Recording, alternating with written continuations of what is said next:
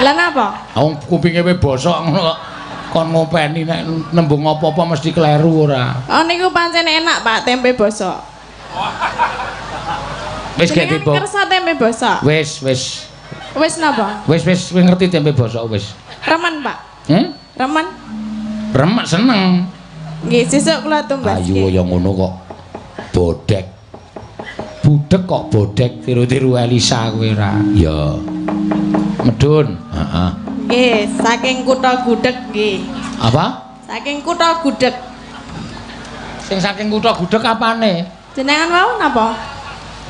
Pesinden rada budek kok saking kutha Gudeg. Ah nggih, saking Jogja, saking kutha Gudeg to. Nah, ya bener saking kutha Gudeg. Ning aku ora omong kaya ngono kuwi mau. Mboten to? Ora. Kula ngenten nek saka kutha Gudeg ngono. Nah, ya wis ora apa-apa, wis butuhe rupamu ayu perkara kupingmu bosok ora masalah. Ya. Mboten bosok. Ora bosok piye? Ming rada budeg. Lah saiki tok akoni saiki. Ya. Biyen-biyen ora tok akoni, saiki tok akoni tenan. Ya. Yo. Nembang. Napa? Nembang. Nembang napa? Nembang lagu kok nembang apa? Nggih, lagune napa? Lagune apa manut kowe iki pamundutan wis entek. Sing tok senengi apa? Napa? Waduh. Sing tok senengi apa? Tembang. La. Sing tok senengi apa? Sing kula senengi. Heeh. Tembang. Ah iya. Oh nggih. Napa nggih? Apa? Biasane sing tok senengi apa? Napa, Pak? Wong nganggo son ora krungu kok nari kono. Kana ya, Dok. Napa, Pak? Lah, ya rati aku. Lah iya wong mbok dipresake tin man-man ora. Iya. Nggih. Napa? Nggih piye? Tembang apa? Lali janjine. Lah ya. Ai janjine? Nah? Lali janjine. Nggih. Ya, slendro apa pelok? Napa? Napa, Pak? Slendro apa pelok? Slendro. Enten sawerane? Apa? Enten sawerane? Iki ora ngrembug saweran. Lah napa? Slendro apa pelok? Oh.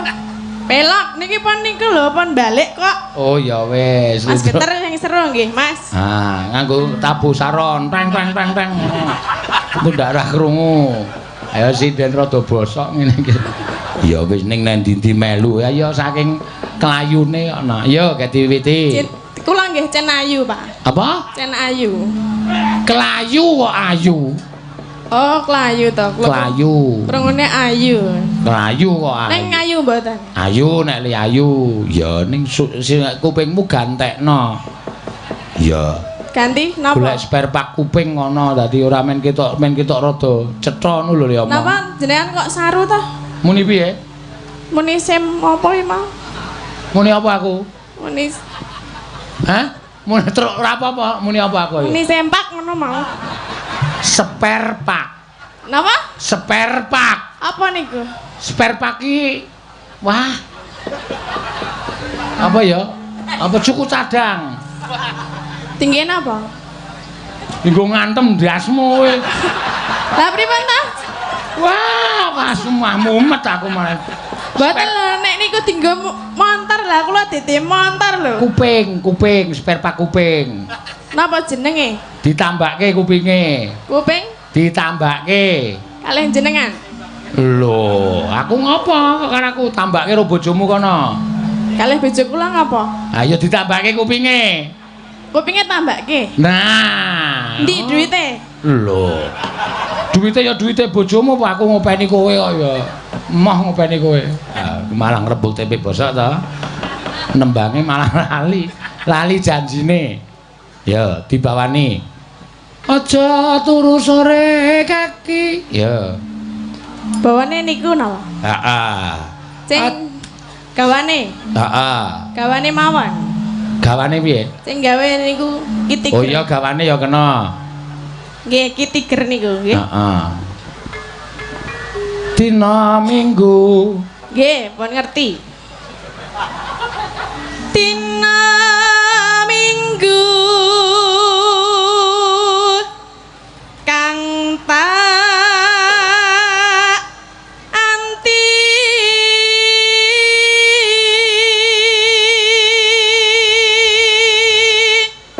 suarane ya apik. Mas. Aja tok gagas aku le omong to. Kowe Napa, Pak? konsentrasi nembang wae. Aku mek ngalem kowe suarane apik. Suarane napa? Apik. Oh, nggih.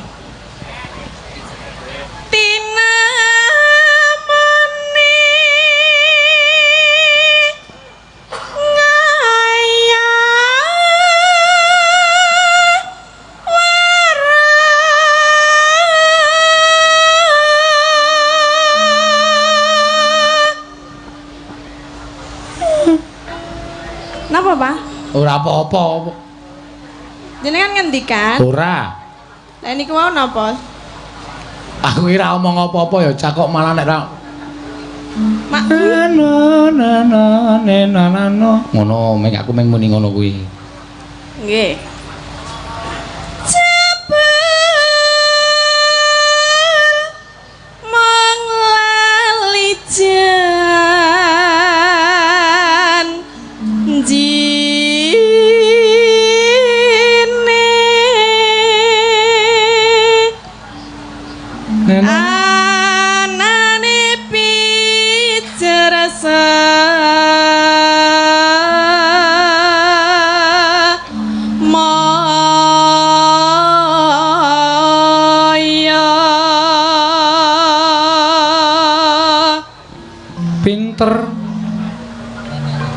Pinter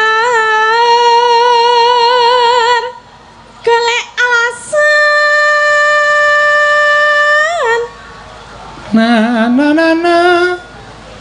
Napa, Pak? Aku mung nirokke cengkokmu ya. Jenengan mboten ngendikan Ora. enten ora. sawerane? Apa? Enten sawera. Ana. Pundi, Pak? Nggih, Nyo. Engko tak kei kowe iki ning amplop iki wis. Nembang sing apik sik. Hah?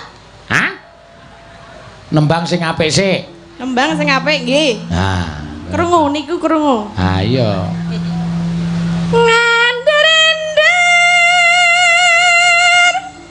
angen dukur.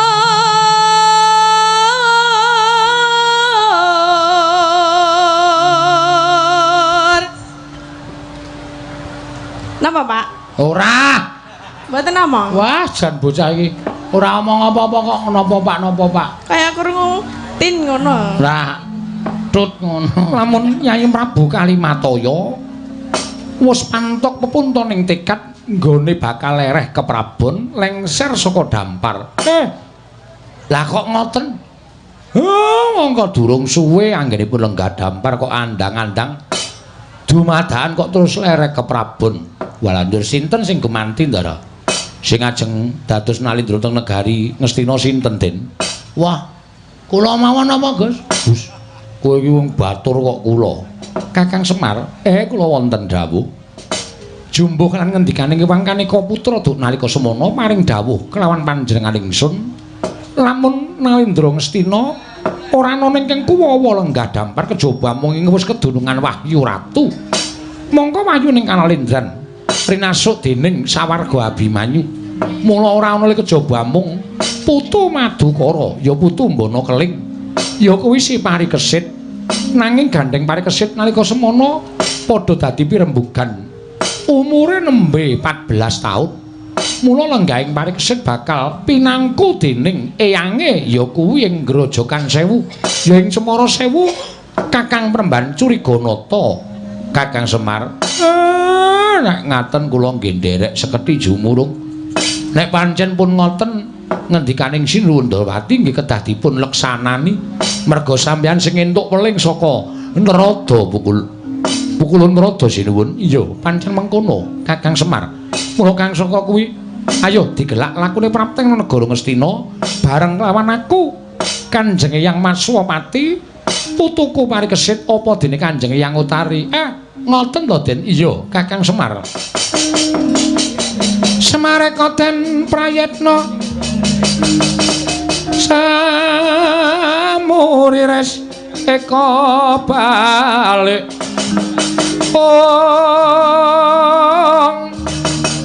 Titiyani Gandayani Trisanya Purnama sasi Gilar-gilaran ing tengah latar milang lintang Bima Sekti. Ora pancen kaya ngoten awiden kula dherekaken ndak dados pengantu-antuning sinuwun Prabu Kalimataya jumujug wonten negari Ngastina. Ayo Arjuna wonten maring adhawu. Ulatana tindak eyangmu, ayo digelak lakune prapteng negara Ngastina. Monggo Kaka Prabu kula dherekaken. Kresna sinayang manglung mintonaken.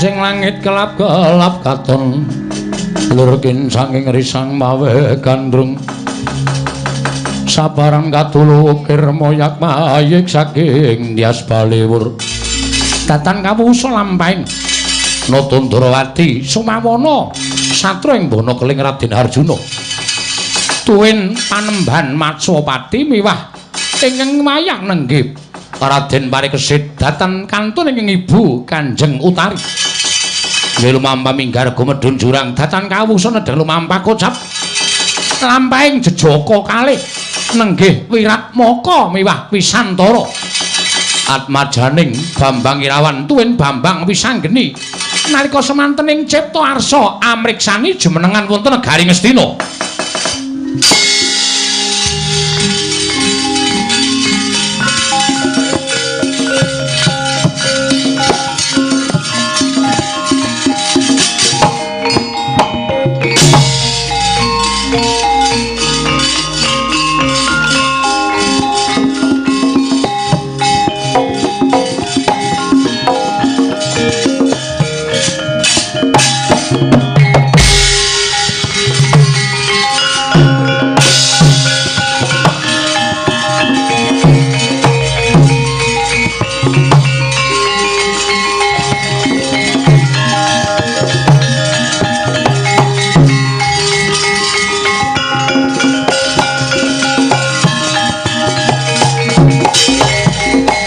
Tata laruta saking godha sang guru kula yen tandosa sang Dyamangku Utama Wisantara Wiratmaka piye sawetara nggone aku lawan Wisantara lumaku ing mangajab prapteng negara Ngastina jroning lumaku saktenane ana bab ing bakal ndak kandhake marang kowe Wisantara. Lho. Bab apa, Wiratmaka? Ngerti yo. Nalika aku pamit Kanjeng Ibu Titi Sari, ya kuwi garwane sawarga Kanjeng Rama Irawan. Kanjeng Ibu paring dawuh kelawan aku. Wiratmaka malah kepasang yugya katuju ing nginu.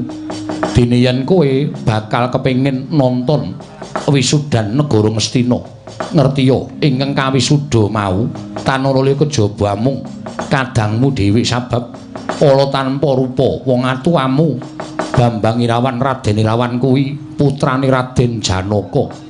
Dadi upama aku tekan negara Ngastina mengko dawuhing Kanjeng Ibu supaya didhawuhi nitik menyang endi Kanjeng Hyang Arjuna. Yen bisa ketemu malah aku pengen ngaut pepadaning Kanjeng Hyang Arjuna Wisantara. Oh sik to, kowe nyemoni aku to?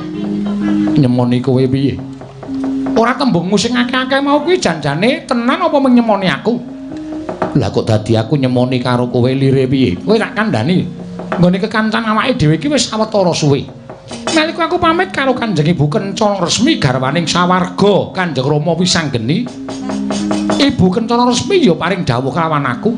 Yen to sejatine aku kuwi wayah Raden Janaka merga wong atuwaku sawarga Bapa Wisanggeni kuwi anake Raden Janaka.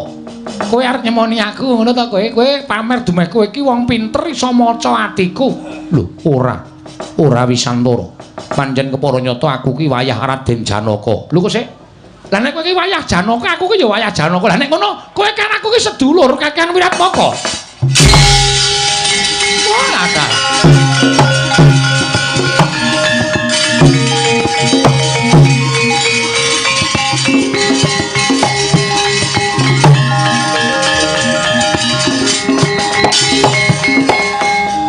Ora ngira. Lah kok jebul padha-padha wayah Raden Janaka. Wah. Malah seneng atiku dene aku ditemokke karo sedulur. Yo, Wisantara semono uga aku ya bombong. Yen ngono aja nganti kesuwen. Ayo padha digelak lakune. Prapta ning negara Ngastina. Goleki Kanjeng Hyang Janaka, ngaut pepadaning Kanjeng Hyang sarta ngaturake sembah kelawan Kanjeng Hyang Janaka. Yo, aku mathuk karo kowe wis Wiratmaka.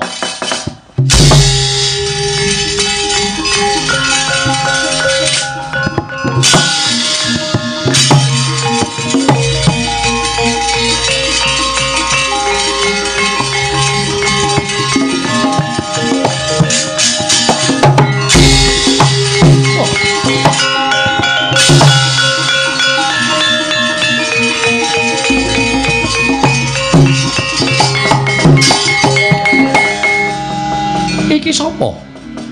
Ana pawongan nyegat karo aku. Oh sik. Aku tak takon karo kowe Cah Bagus. Wong loro nlonjong botol lakumu dalan iki pener anjuk marang negara Ngastina. Kowe kuwi sapa? Takon karo aku Wisantara. Anake sawarga Raden Wisanggeni, ibuku Kencana Resmi. Takon karo aku Wiratmaka, putra sawarga Bambang Irawan. Ibuku Dewi Titisari. Niatku bakal tekan negara Ngastina sepisan nonton wisudan Ratu Anyar ning negara Ngastina. Angka loro aku pengen nyembah karo eyangku ya kowe Hyang Janaka. Lho. Kowe iki putune Raden Janaka. Iya pancen kaya mengkono. Oh lah dalah anakku dhewe kowe putuku dhewe.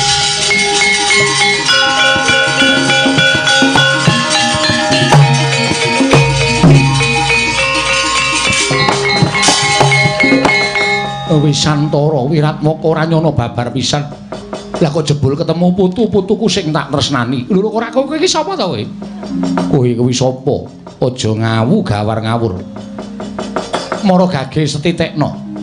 Yen kowe kepengin ketemu karo mbahmu Janaka, ya aku iki Raden Janaka. Lho. Apa kowe iki Raden Janaka? Iya. Lah kok dadi Kanjeng Hyang nganti tekan kene mongko mesti lagi ana wisudan.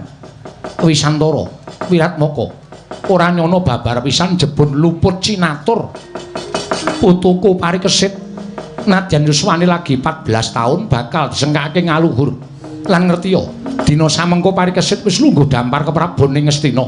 Nanging ora kanyono-nyono jebul malik tinggal pambegane putuku si parikesit. Ketitik saploke dheweke dadi ratu. Kaya-kaya ora ikhlas lan kaya-kaya ora lila yen to ketunggon wong tuane Pandhawa. Wekasan kabeh wong tuane Pandhawa ditundung lunga saka negara Ngastina.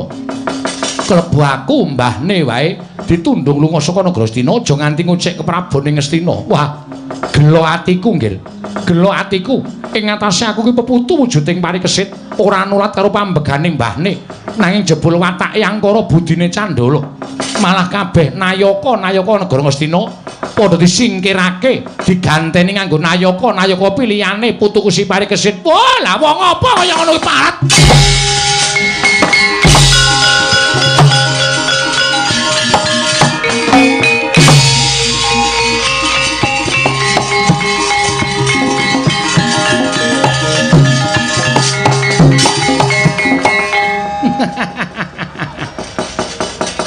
Nom-noman ning bodho nadyan anak Janaka ning cubluk cingkrang ing nalar tuna ing budi kowe ora ngerti nek tak du karo gerangamu dhewe ayo ampyak awur-awur leganing atiku.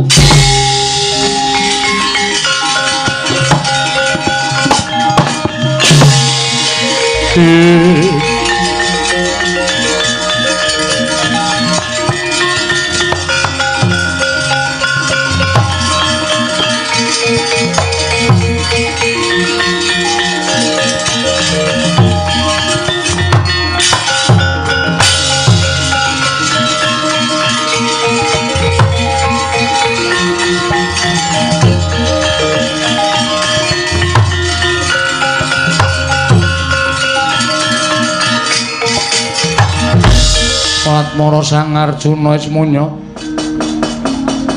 kang kamanungsan kasrepan tinggahing mungsuh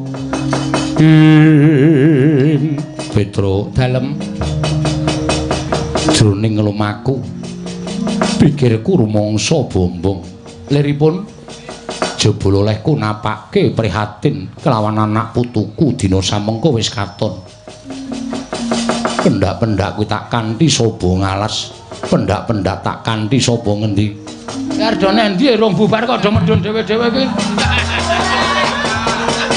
lho ya wis dinengke wae kowe iki ngopo to ora sampake wis ora ana sindenan kok wis ben Ardone endi ado nguyuh itu melu ah aja melu ora nggonku napake anak putu wis kelakon nadyan anakku sing tak tresnani Abimanyu kapuping Rana Madyalaga nanging arum mangambaras maning anakku luwih bareng Abimanyu duwe anak ya kuwi si Parikesit ora kanyono-nyono jebul Parikesit ingkang tinuding minangka nyambung sejarahing para Pandhawa sing jeneng wong prihatin iku ora kok dienggo awake dhewe kok Den mrucut kamuktene awake dhewe muga-muga anak putune do mukti niku wong sakbenere wong prihatin niku wonten niku ora kok prihatin dienggo awake dhewe mboten upama kula niku nglakoni poso kula nglakoni prihatin kula ngarit apa brata niku sing tak tembung ya nek iso dienggo awak kula nek ora iso dienggo anak putu kula ngoten niku kaya sampeyan iya sapa kae Petruk pundi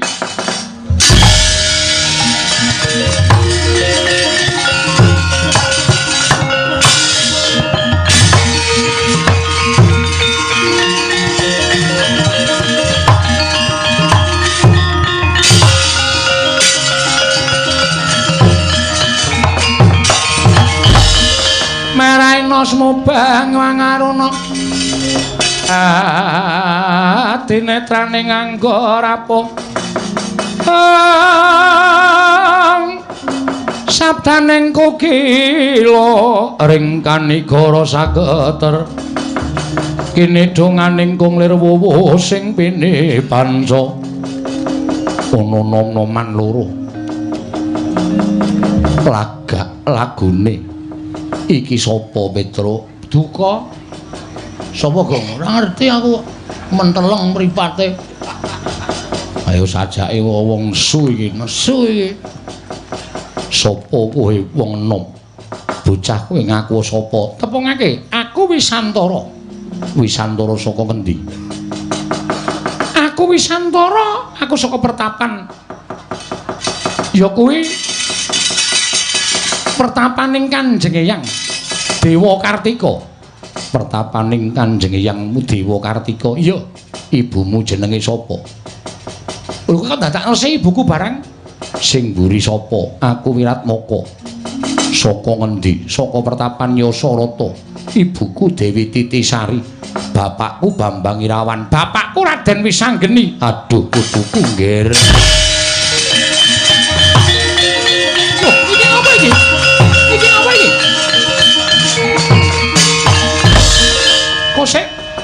kentang kuwi mrene lakon lah kok dadi aku dirangkul kok kowe nyebut putuku. Kowe aja ngawu gawar ngawur Raden. Teko kowe nyebut kadangku Wisantara kanggo cebutan putuku. Putuku nggih wong bagus kowe tak jarwani. Wisanggeni kuwi anakku, Bambang Irawan kuwi anakku, kabeh wis ora ana. Dina samengko Janaka ketemu karo Turasing Wisanggeni lan Irawan. Petro, nun, iya anak Wisanggeni. Wah, lah bener mula kok praenane kok persis ya, Gong. Heeh. Sing mburine kok anak Irawan. Wah. Dan anake sapa? Sariawan. Oh, Irawan kok Sariawan goblok ora. Kowe putuku kok sik kowe aja ngawu gawar ngawur. Kena ngopo kowe mesa ora percaya? Mergo aku wis ketemu karo mbahku. Lho, mbahmu sapa? Simbahku Raden Janaka malah ngandhake nek simbahku Raden Janaka ditundung karo Parikesit Ratu Anyar negara Ngastina. Nggonku mlayu-mlayu ki mung ketemu karo Parikesit ing atase disengkake ngaluhur dimuktekake kok ora gelem ngayomi karo wong tuane. Malah mbah-mbahne ditundung mangriyen. Wah, pancen yo saniki niku trusap-trusup ana pengkhianat. Kula aturi nggih, Den. Niki kengeyang, niki Raden Janaka nggih niki. Nek ana wong sing ngaku Raden Janaka niku ning ngajeng ngedu karo sampeyan. Wisantara, aku mbahmu Janaka. Nggih. Ora kowe iki sapa? Lho, kula niku Om. Om sapa? Om Pimpah. Kula abdine Ndara Janaka. Ndara Janaka niku ditutke ponokawan papat cacahe, siji Semar, Gareng, Petruk kali Bagong. Nek ora ana Semar, Gareng, Petruk karo Bagong niku dudu Raden Janaka.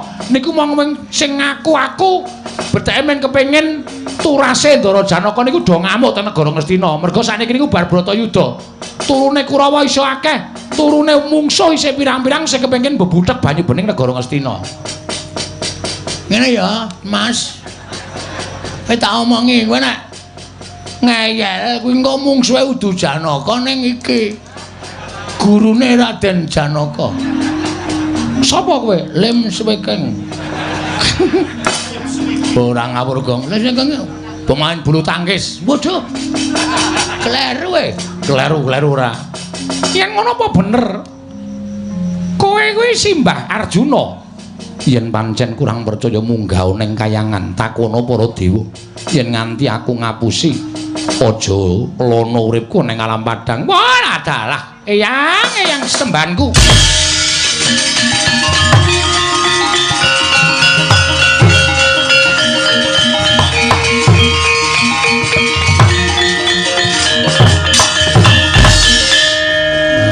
Wah, ya persis bapakne tenan ya. Wah, adalah eyang sembanku. Persis Ndara Wisanggeni. Seneng aku ya weruh Ndara Wisanggeni urip meneh ya, Gong. Ya ora. Wo. Mbok kompak to, Lemah. Tepra kompak kowe kira duplikatku to. As telek. Duplikat apa? Ayo. Yen pancen wis padha ngakoni yen aku iki mbahmu. Wisantara. Apa, Mbah? Wiratmaka wonten dawuh Kanjeng Eyang. Ayo enggal budal ning negara Ngastina. Ngestreni sedulurmu lanang nggone dadi ratu ning negara Ngastina. Ayo Eyang tak derake. Monggo Eyang kula derekaken Kanjeng.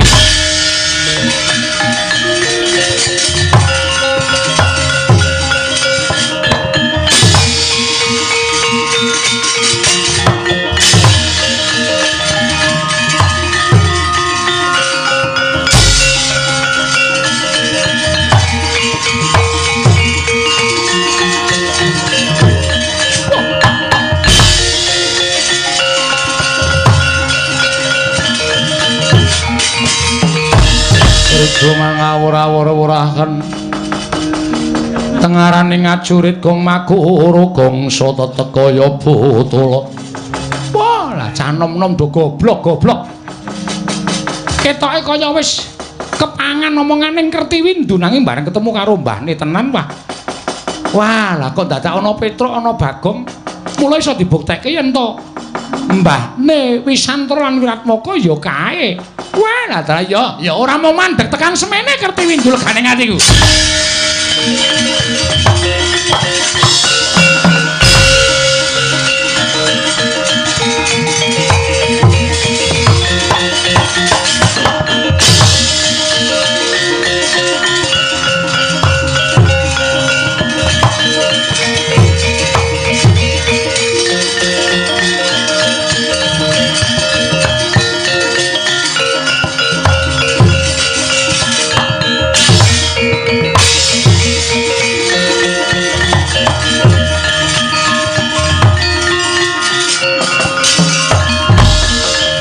Ting mandam sumula hamadangi jroning pasaryan menangi wadana katon remu-remu kalingan ngangrengeng sang diamanah engkung nyuwun pangapunten menawi dipun keparengaken kula badhe nyuwun dawuh menika sinten Pancakesuma teka paduka sampun priksa dhateng kula ya merga aku kepernah wong tuamu dhewe.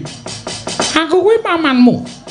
Aku putra ing Plasa Jenar, putraning Kanjeng Rama Harya Suman ya Harya Sengkuni aranku Kertiwindu. Paman Kertiwindu ya pancen mengkono. Wonten wigatos menapa paman dene paduka rawuh wonten negari Ngamarta merpeki dhateng keng putra Punadipati Pancakesuma. Pancakesuma wonten timbalan. Kabeh jagat iki wis padha nekseni yen to sira iku wayah Nalendra ing Ngastina Prabu Kalimataya. Kowe anak Pancawala, mongko bapakmu wis ora ana. Tumule diparingi negara Ngamarta ya negara Ngastina. Aglar Adipati Pancakesuma kasinggihan mekaten. Pratakoning mapan kene bakal benerke barang sing bengkong, jejeke barang sing wis mlengkong. Babakan perkawis menapa negara Ngastina? Negari Ngastina kados pundi? Lho, apa kowe ora krungu kabar? Mboten paman, lajeng keparengipun eyangmu Kalimataya lereh keprabon. Eyangmu lereh keprabon, lengser saka negara. Tumuli rembuganing para Pandhawa ingkang dipilih dadi ratu ora lek kejaba mung Parikesit. Kosik to, aku tak takon.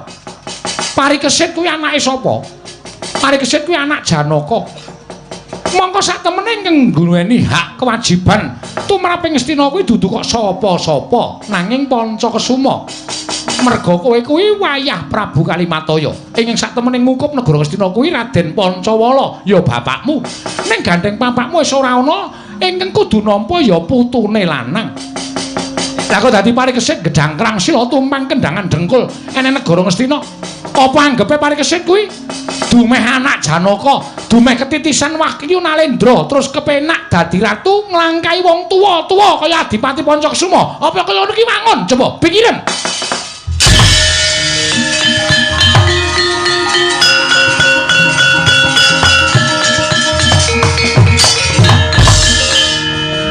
Perkara iki ora mung rampung dienggo ngelus dada. Perkara iki ora mung rampung dienggo getuni marang lelakon. Ning Adipati Pancakesuma nek ora malang-malang kaya ndo mentang-mentang kaya gendhewa. Tangeh iso gawe elinging para pepundhenmu Pandhawa eyang-eyangmu ingkang saknyata Bancindhe, Banciradan kelawan turune. Cetha yen turas Madukara di Bancindhe, nanging yen turasing sakliyane Madukara di Banciradan. Kaya ngono kuwi wong tuwa-tuwa sing ora adil, sing wajib kudu dielingake supaya adil marang putu-putune.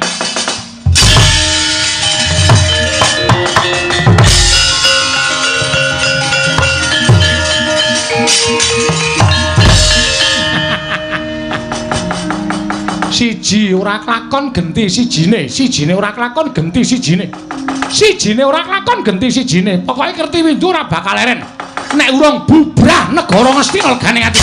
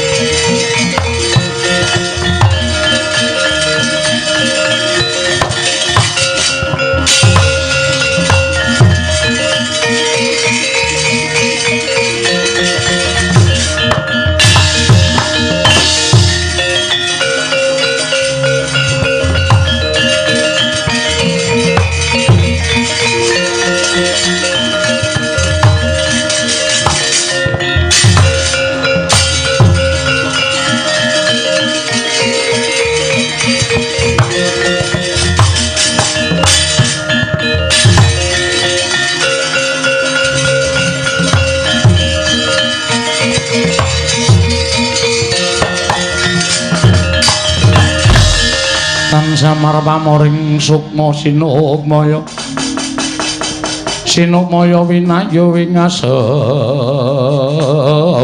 iladan ya jagat pangestu ngkara Putu Prabu Kalimataya wonten dawuh Kanjeng Eyang teka Putu Prabu kepareng lengser keprabun inggih saknyatanipun panci mekaten krana wahyaning mangsa kala sampun nekani bilih titik lenggan sak mangke wayah kula pun paripurna inggih pun parikesit ing kedah lenggah dampar kepraboning Ngastina. Nggih, Eyang nyuwun pangapunten. Malah kula sampun kadhawuhan dening Kyai Kalimataya supados samapta ing gati sawigeng diri. Amangku lenggahipun anak kula utawi putu kula pun parikesit. Ya. Putu Prabu pancen kaya mengkono. Kresna wonten maring adhawuh. Werkudara. Nggih. Janaka kula wonten paring adhawuh Kanjeng Eyang. Wis akeh para Jenerpati padha ngrawuhi marang pawiwahan jumenengane putuku si parikesit. Mula kang kono kuwi Janaka kula wonten paring adhawuh mara gage putuku iki dandanana ngestaken dawuh paduka.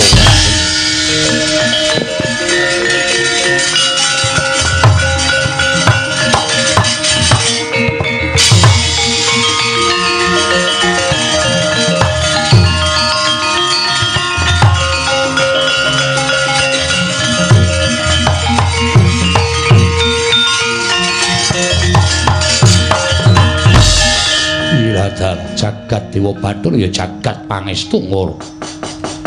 Parikesit kula wonten paring adhawuh Kanjeng Eyang. Mataun-taun tak ampet nggonku duwe rasa tatu ingkang jero ing ora bakal iso ilang.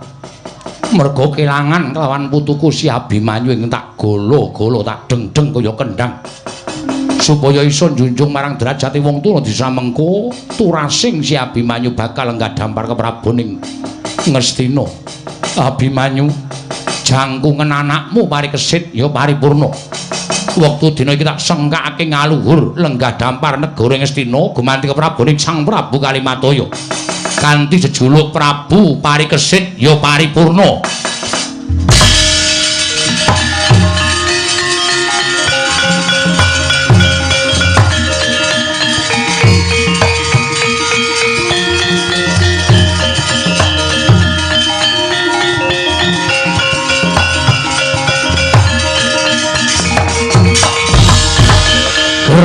Nganti kaya udan sinemeni sak jawining negari Ngastina sami alok lan suka parisuka jumenenganing Sang Parikesit ya sang paripurna lenggah dampar negari Ngastina kedadak plajaring Panakawan biak nuwun sewu sinuwun.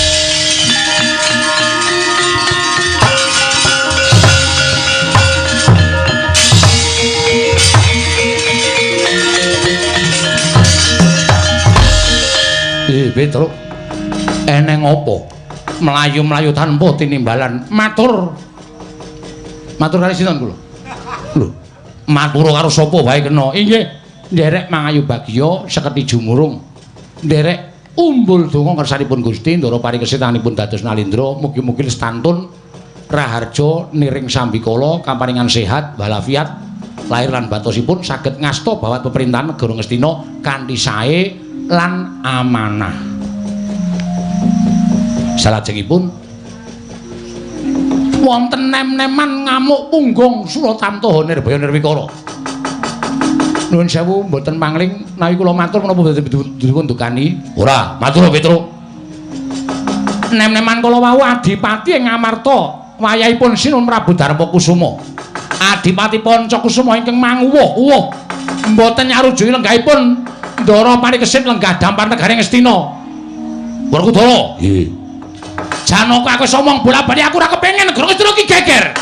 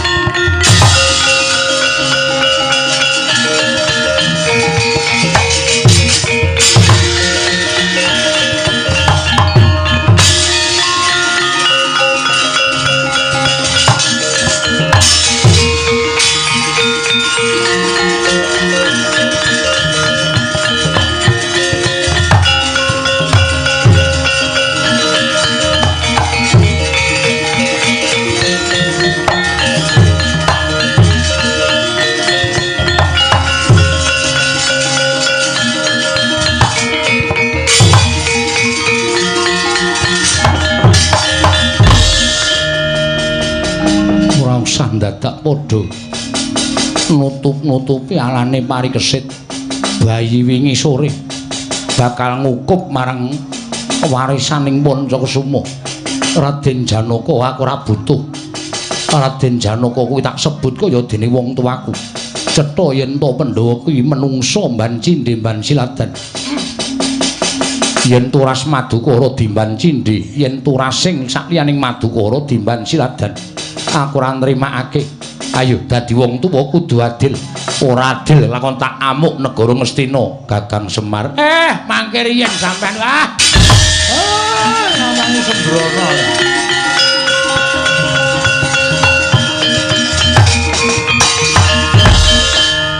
Nek sampean ngonten niku napa mboten ngelek-eleki asmane Kang Eyang? Kang Eyang niku Nalendra lahir batine niku mboten iso digagapi. Nalendra lila legawa lahir lan batinipun. Mula ora ana nek Ndara Puntadewa Kang Eyang menika diwestani Nalendra ingkang Aludira Seta, tegese getihé putih merga suci lahir lan batine. Lah kok duwe putu kok kaya ngoten niku napa sampeyan mboten isin? Mboten ngorek-orek raine pasuryaning Kang Eyang nggih.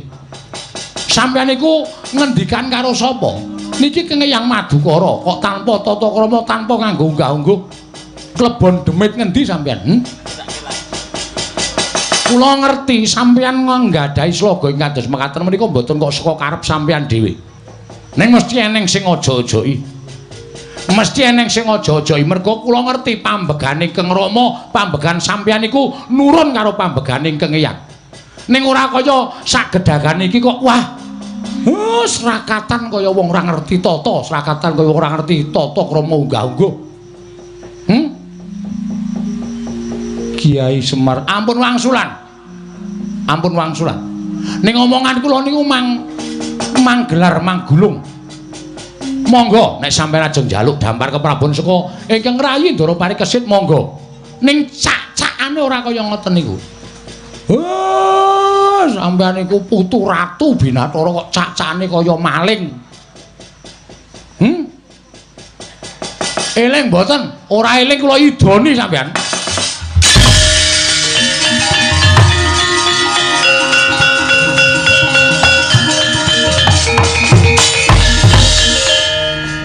Kanjeng Eyang kula nyuwun pangapunten. Sepinten kalepatan kula diagung pangaksami Kanjeng Eyang Pancakasuma wonten dawuh. Sapa ingkang lincipi jarang bapak? Sapa ingkang adu-adu wani nabuk nyilih tangan? Teka putu-putu Pandhawa padha pating blengkrah polahe. Wonten ingkang mestani Kertiwindu menika tasih putra Kanjeng Eyang Patih Sengkuni. Lah rak tenan to.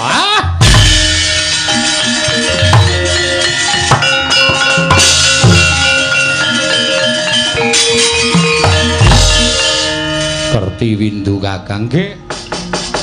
Niku pancen panjalmaning mungsuh. Ampun diwehi urip, Den. Ampun diwehi urip. Niki mesti ora ado saka papan mriki nek sampeyan weruh glibete terus dipateni mawon. Niku ora bakal iso disadarke, ora bakal iso dielingke, Ndara.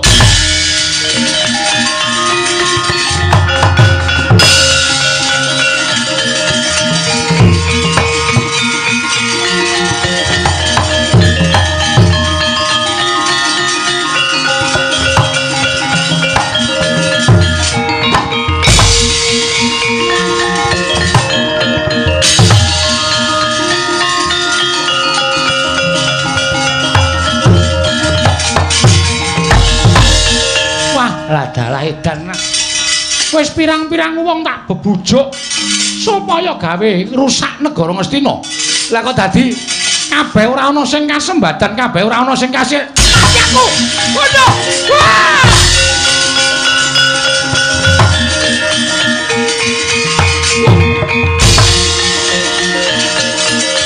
Aja mlayu.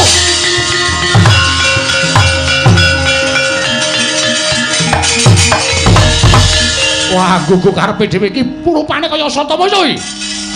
Aku Danyang Swela, Danyang Swela. Iya, dasar Puranyata. Ayo, takkan dirukun gelem ora? Takkan di manunggalane negara Ngastina gelem ora? Ora bakal aku manunggalane negara Ngastina. yen bisa malah ngokop gedhe wong Astina. Piye? Ngokop amot kowe. Wah.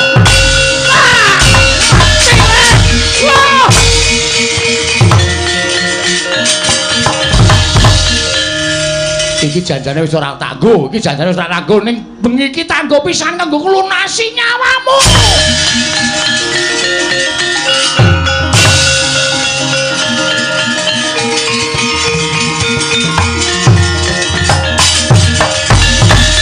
Sapa iki? Dursabala putu Dursasana nusula gramamu.